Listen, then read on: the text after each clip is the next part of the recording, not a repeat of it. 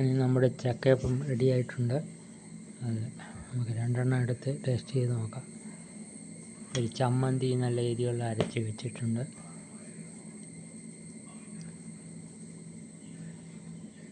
നല്ല കട്ടിയൊക്കെ ഉണ്ട്. നല്ല കട്ടിയുണ്ട്, ലൂസൊന്നുമല്ല.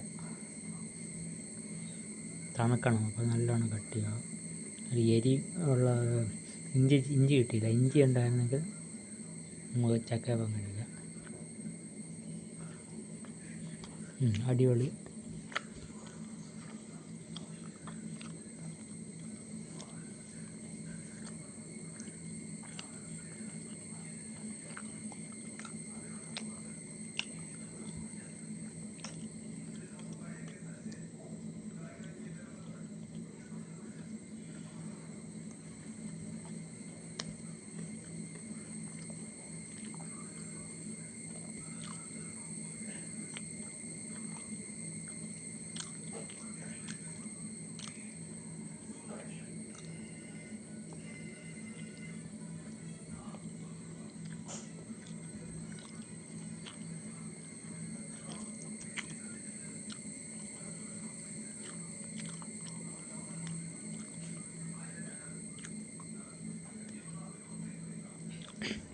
ലൂസായതുകൊണ്ട് ഗോതമ്പ് പൊടി ചേർക്കേണ്ടി വന്നിട്ടുണ്ട്. ഓക്കെ,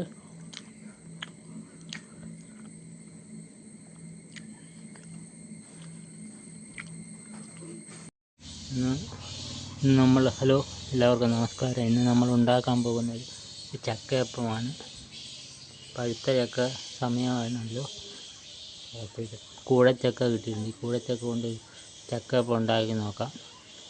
അതിന് ചക്ക കുറച്ച് ആയിട്ടുണ്ട്, ബാക്കി ആക്കിയെടുക്കാം.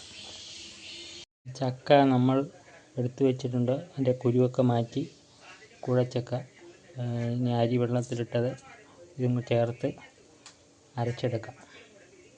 കുറച്ച് ആവശ്യത്തിന് ചക്ക ഇട്ടാൽ മതിയാവും, കൂടുതലല്ലെങ്കിൽ ഉറയ്ക്കത്തില്ല. അപ്പോൾ നമ്മുടെ ഇതിലേക്ക് കുറച്ച് ശർക്കരയും കൂടി ചേർത്ത് കൊടുക്കാം. പൊടിയാണ്, ശർക്കരയുടെ പൊടി വാങ്ങിക്കാൻ കിട്ടും.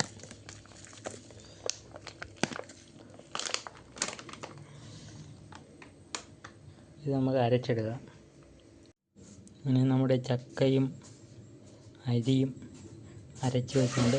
അരിമാവല്ലാതെ ഇത് ലൂസായി പോയതിനാൽ ഇത് ഗോതമ്പ് മാവും കൂടെ ചേർത്ത് അരച്ചാണ് വെച്ചിരിക്കുന്നത്. മാവല്ല, ഗോതമ്പ് പൊടി.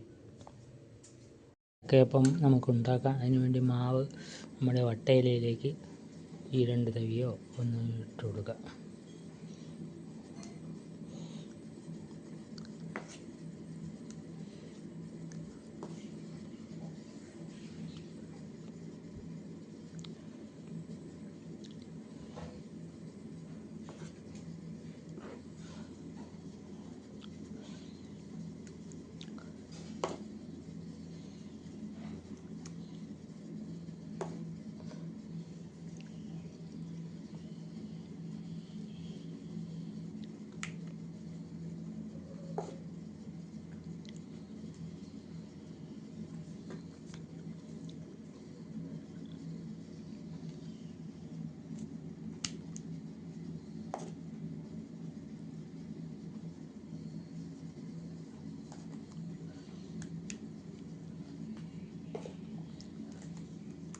നമ്മുടെ ദേശീയ ഫലമായ ചക്ക കൊണ്ട് ഇതൊക്കെ ഉണ്ടാക്കി കഴിക്കണം.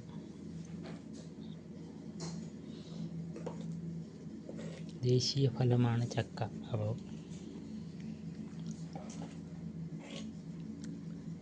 അത് ചിലർക്കൊന്നും ഗ്യാസ് ഉണ്ടാക്കുമെന്ന് പറഞ്ഞ് കഴിക്കാറില്ല.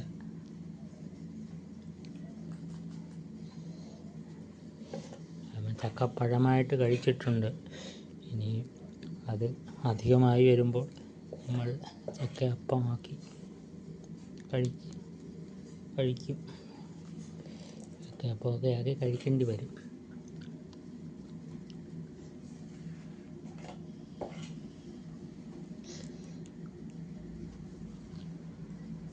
ഓക്കെ, നമുക്കിതൊന്ന് മടക്കി വയ്ക്കാം.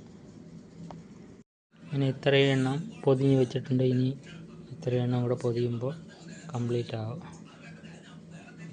4 4 8 4 16 20 21 ഉണ്ടാക്കാൻ സാധിച്ചിട്ടുണ്ട്.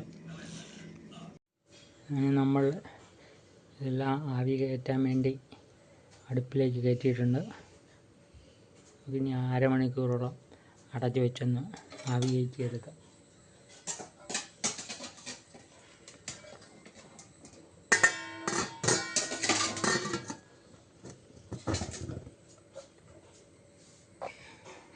ഒരു അരമണിക്കൂർ